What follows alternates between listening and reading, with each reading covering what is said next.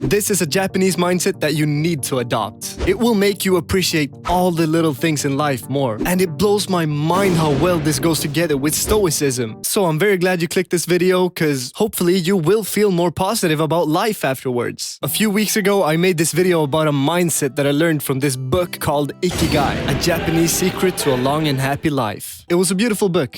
And two things especially made an impact. It was actually two sayings, and the first one was Ichigo Ichie, which is what the video from a few weeks ago was about. It's basically about appreciating every encounter that you have, because every encounter is unique and will never happen again. It's about appreciating the way a moment only exists once and then turns into memory forever. The other saying though, it almost got to me even more. The saying was wabi-sabi. After reading the book, I read up a little bit on the concept of wabi-sabi, and it's kind of a whole philosophy, or like a whole way of looking at life.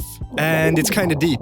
If I was to explain it briefly, it's basically the beauty of imperfection, the beauty of flaws. But it goes deeper than that. The idea is kind of that what is imperfect is closer to nature, because nature is imperfect. So, let's do an example. A coffee cup with cracks in it is in a sense more beautiful than a perfect one because it's more aligned with nature. It's closer to nature because everything in nature is flawed.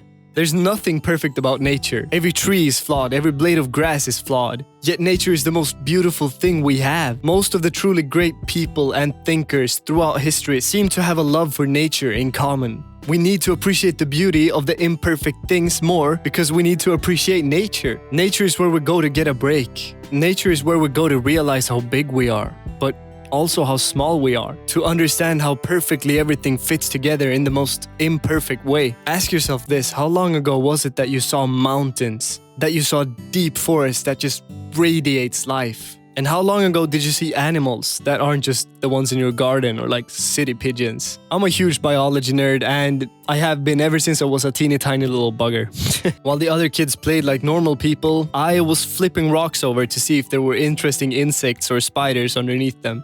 Needless to say, I was popular with the ladies. Anyways, I'm very blessed to have a forest close to where I live. So on the weekends, both Saturdays and Sundays, I try to do a 1-hour meditation, and then I go for a long walk in the woods, like right afterwards. I can tell you that few things refreshes your mind as well as these two combined. So I'm kind of getting off track here because I love nature, but I want to bring up something interesting. By now, have you thought about how much this goes hand in hand with Stoicism? Wabi-sabi tells you that you should appreciate the imperfection in all things because it's more aligned with nature. Doesn't that sound like something a certain Roman emperor would say? Marcus Aurelius talks so often about how we need to be in line with nature and know our place in it. The coffee cup with cracks in it is in line with nature because it's not perfect. Most Stoics seem to talk about nature a lot. Seneca literally has a quote that goes, "Our motto, as you know, is live according to nature." And by motto, he means the Stoic motto, of course.